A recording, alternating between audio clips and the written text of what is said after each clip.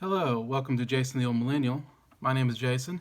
I'm speaking to you here in my basement in the great state of Kansas. And in this episode, I am doing another Best Picture rankings, this time of the 1990s. As I said in another video, counting down my top 20 favorite movies in the 1990s. 1990s is probably my favorite decade of movies. There's many movies that are on top of my list, like top 10, top 15, come from the 90s. I think it was just a great decade of movies. Uh, Technology was getting really good to a point where it still looks good today.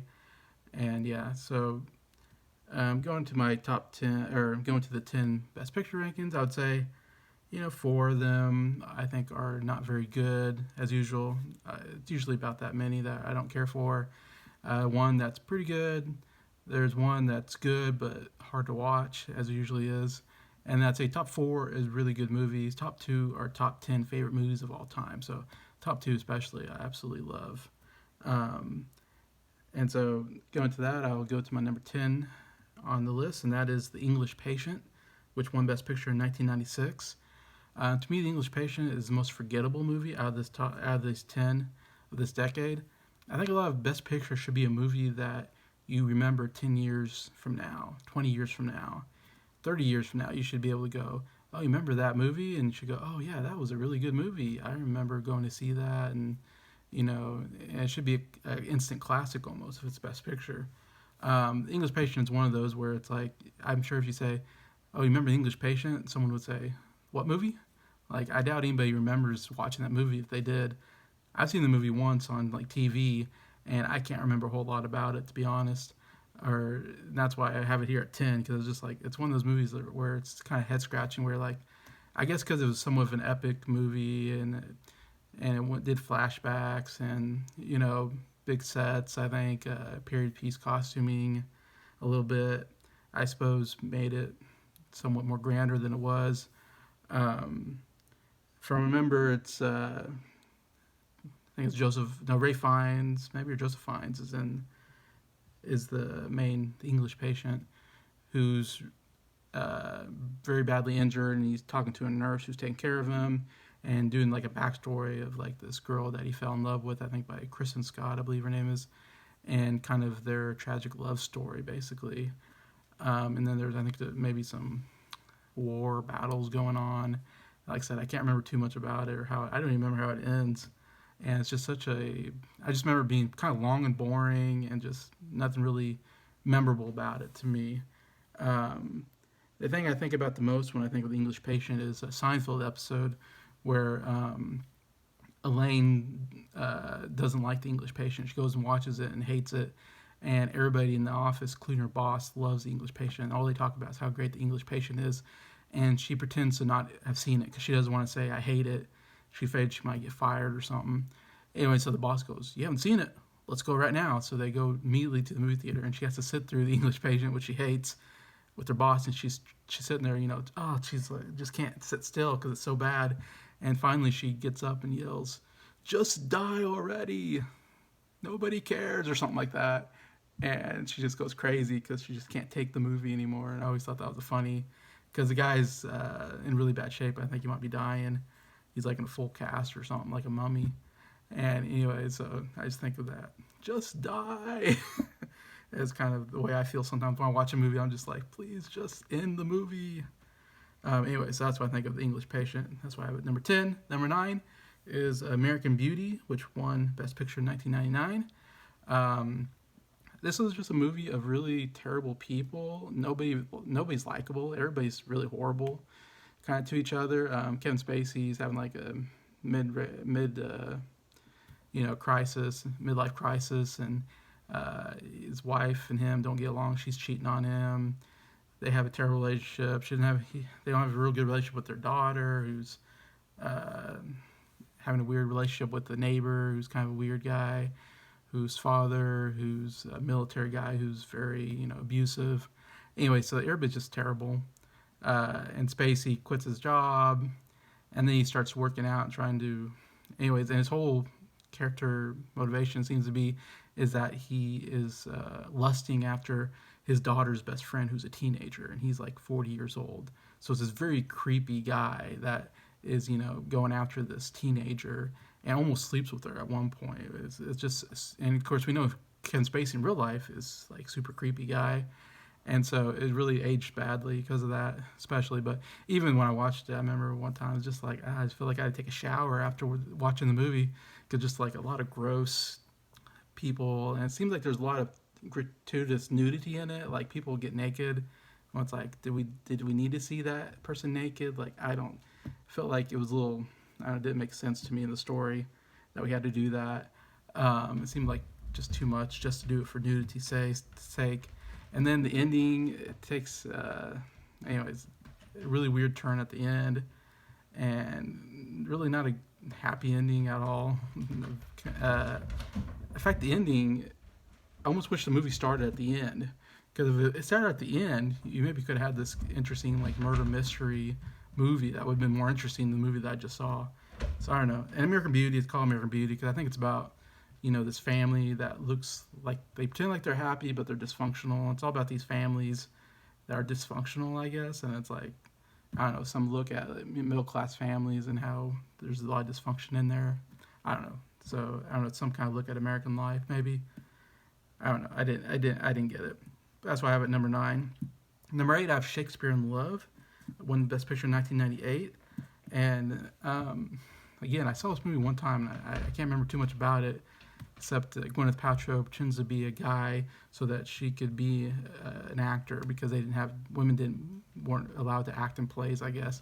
Of course, it's about Shakespeare. Joseph Fiennes is playing William Shakespeare. He's trying to write the perfect play, which of course becomes Romeo and Juliet eventually. This, the great love story of all time, I guess, great tragic love story. And then him and Gwyneth Paltrow's character fall in love.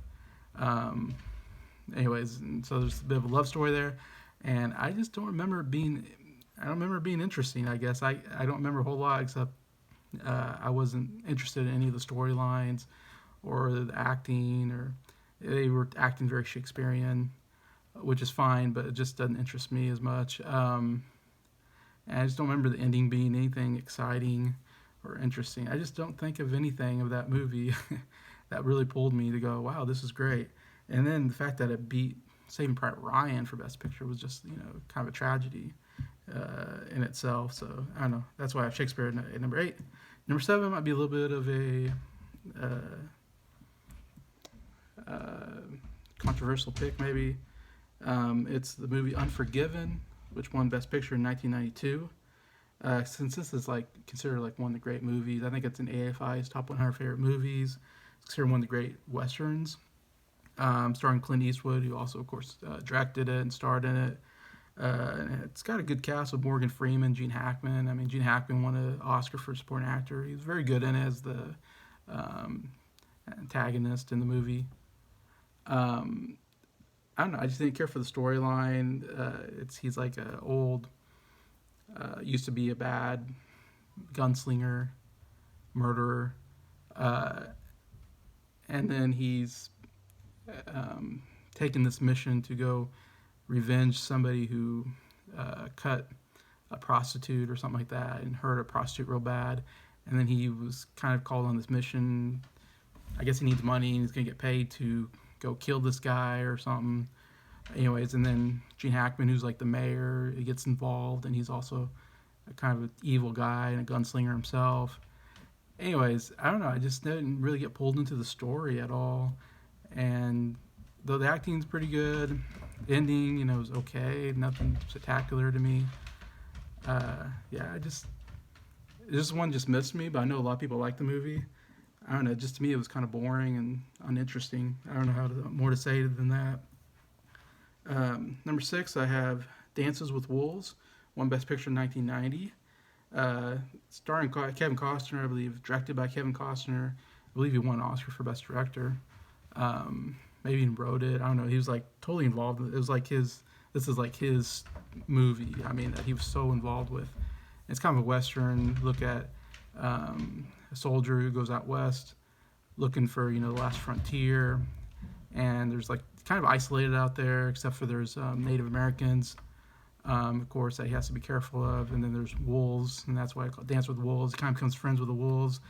But it's a movie about, becomes friends with the Native American tribe and kind of learns their language, learns their culture, and kind of immerses himself into this Native American tribe. And they are warring with another Native American tribe, and eventually the army comes in and they're kind of warring with the military. Um, Anyways, and it's a very long, kind of epic movie, and I thought it was a pretty decent movie, kind of interesting how looking at the different culture of Native Americans and all that, and how he becomes at first they're kind of enemies and he becomes friends. I don't know. I found that kind of interesting, the whole Western there and that him being out in the West and they're still like uh, still looking to civilize the Western area. I found very interesting. Yeah, I just think it's I don't have more to say than that than just I thought a really interesting adventure movie. You know, dealing with Native Americans and the military. I think it's worth a watch. At number six. Number five is the movie that's really good, but it's so hard to watch. I couldn't watch it again. And that is Schindler's List, which won in 1993. Of course, it's Spielberg's his grand epic. I don't know what I want to call it movie. I mean, Spielberg is I think the greatest director of all time. He's known as like this great action adventure director. I think with the Indiana Jones movies, and he also does kind of this thrillers with like Jaws. He does alien movies. Uh, he's such a good director in those cases. And then in Schindler's List, he proved himself that he can direct these powerful dramas as well, which he's done since also. But very deserving of Best Director here and Best Picture, I think. The hardest look at the Holocaust I've ever seen in a movie. I don't think there's even been a movie since that has looked at the Holocaust the same way, which was one of the most horrible events ever in human history, and that's why it's so hard to watch. These human beings, because they're Jews, are being slaughtered by the Nazis. I mean, it's just horrifying. And watching this movie, it's just almost like a horror movie to watch. Like I said, I've seen it one time, never could watch it again, even though amazingly directed by Spielberg, I think, and Liam Neeson as the Schindler, very good. Of course, definitely some upliftingness there with him saving a lot of Jews' lives by putting them in his factories and working them so they didn't die. So there's really a great story to tell. Ray Fiennes, also to say, plays one of the most despicable characters. Of course, he plays this Nazi who's just bloodthirsty, kills a lot of Jews just for being Jews, and just really great performance by Ray Fiennes there. So that's why I have Schindler's List at number five. Next four, like I said, are really, really excellent movies, I would say, or movies I've watched several times and enjoy quite a bit. Number four, I'm putting Silence of the Lambs, won Best Picture in 1991. Here's kind of a horror thriller, as they call it. Definitely disturbing movie at times. But yet, the acting is so good that it just, anytime I watch this movie, it just catches me, it just brings me in, especially Anthony Hopkins as Hannibal Lecter. One of the most amazing performances I've ever seen. Of course, won him the Oscar. And it's funny because he really wasn't the lead. I mean, it's really Jodie Foster's movie. Anthony Hopkins really not a lead actor. He's really a supporting actor. But he's so good he won the lead actor, even though he's not in the movie really that much comparatively. Of course, Jodie Foster won an Oscar, very deserving. She's one of the great actresses, I think, and gave such a great performance. The thrills, just the whole idea of like Buffalo Bill and what he's doing is just it's gruesome. And Anthony Hopkins, the Hannibal Lecter character, and what's so crazy is Anthony Hopkins. I mean, he's just a I don't know middle-aged, wellish guy. He's not really intimidating looking kind of guy, but somehow they made him so scary. Like first time you walk into the room and see him behind that glass and the way he looks at you, I was like, oh man, he's really eerie and creeping me out. Like I feel like I could take Anthony Hopkins in a fight. If we got a fight, I could take him. He's not that big or strong of a guy or anything, but yet somehow the way he looks at you, you just go, I do not want to mess with that guy. Something's wrong with him. Anyways, and the whole storyline, it's a good mystery movie, I guess.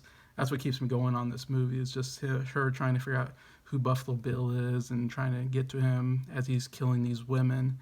um, doing what he's doing, and the different clues she's getting, and of course, I mean, really, what makes a movie is Jodie Foster and Anthony Hopkins in a room talking.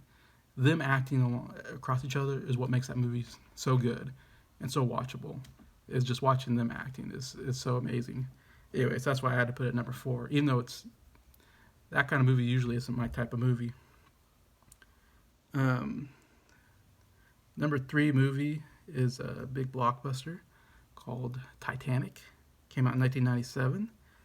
Of course, we know it won 11 Oscars, nominating or tying it with the most Oscar wins.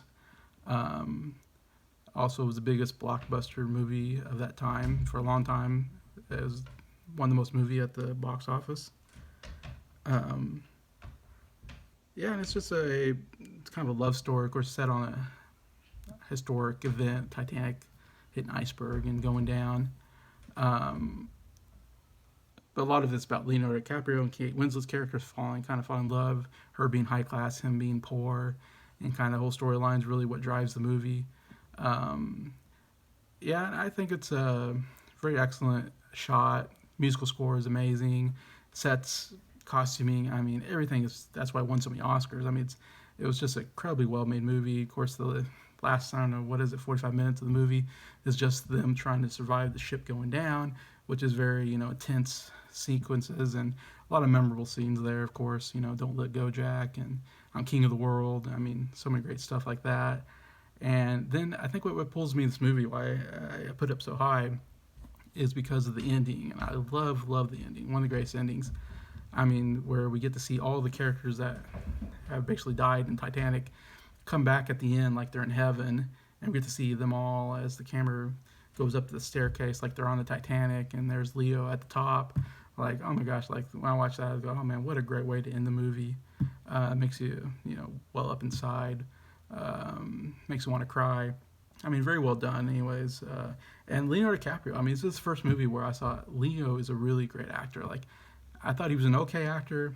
Watched this movie and I was like, no, he is a great actor. I think, and I've always anytime he came out of the movie, I was like, I want to see it. I want to see what DiCaprio is doing next because he's got something, and I think he's proven it over and over again. First time I saw Kate Winslet too, and that was to me a kind of a discovery of this actress and going, man, she's really good. Got to be excited to see what she does next. So that's why I have Titanic at number three. Number two, I have Braveheart, which won in 1995. Mel Gibson starring as William Wallace and directing the movie as well, winning the Oscar for directing. Um, and of course, kind of based on a true story of Scottish independence against the English who were oppressing them, and William Wallace kind of leading that charge. And I just love the whole themes of freedom. Of course, being an American, we were big on freedom, and so those scenes where you speaking about freedom and fighting for your freedom, like totally hits me in my patriotic heart. And that's why I think I love a lot of those scenes. Of course, and it's just incredibly shot. Landscapes are so beautiful. I love just watching the hills, the rolling hills, green hills, and the mountains. And just them traveling is just so good. And I would say it's my favorite musical score of all time, James Horner. I mean, the music score is just so good, and they use it so well in the scenes that make you, if you want to make you emotional. I mean, those Scottish flutes and bagpipes. I don't know. Somehow they can really get you real emotional during some scenes, and very exciting during the fight scenes. It was the first movie I ever saw where you had these great, grand, battle sequences, which were extremely violent, but incredibly shot. I mean, we've seen some stuff since, but I haven't seen anything that well at that point where it comes to just people running towards each other with swords and spears, and fighting hand-to-hand combat. Very well done, very exciting. Yeah, just amazing, epic movie at Braveheart. So my number one movie, if you haven't guessed, is Forrest Gump, which came out in 1994, won Best Picture there. Um, of course, Tom Hanks playing the main character, his most iconic character ever. Great character. I think greatest performance I've ever seen. Tom Hanks, I think, is my favorite actor of all time. And he just totally loses himself into that character, which is what I love about a good actor and a good role, is that I forget that's even Tom Hanks in there. he just totally takes on the mannerisms, the speech pattern, the accents. Very well done. It's just an interesting movie where it goes through time and you see different historical events, which I like as a person who likes history. And it's a lot of emotional moments. I cry a lot. Of course, the Vietnam sequence with him and Bubba are very emotional. Love Gary Sinise as Lieutenant Dan. I think he should have won an Oscar. It's so good. I mean, him having to lose his legs and him coming to terms with that and how hard that is for him. Very powerful performance. Of course, Robin Wright, very good performance. And I love the love story between Forrest and Jenny, as I always like to call her. Actually, really kind of sweet love story that takes a long time to get to the completion because they're together, they're apart, they're together, they're apart. But it's like they always come back together. And I like that about the movie. Yeah, just another movie with great score. Robert Zemeckis, great directed that movie so well. Yeah, everything's just so amazing about that movie. One of my favorite movies of all time. Like I said, top 10, probably top 5 favorite movie of all time, or top 6, I think. I would say movie of all time. And so many memorable moments. I mean, Run, Forrest, Run, Life is like a box of chocolates. All those lines. Stupid is, stupid does. I mean, just so memorable lines, memorable scenes that you just leave you after you watch the movie. And I've seen it so many times, and I still think about those scenes in that movie. Anyway, so that's why Forrest Gump is, to me, the best of the best pictures of the 1990s. So that's my list. Feel free to comment and tell me what your favorite movie of the 1990s best pictures are. Tell me where I'm wrong. Love to read your comments. And just thank you for watching this video, and just thank you to all my subscribers. I appreciate your support, and thank you and have a nice day.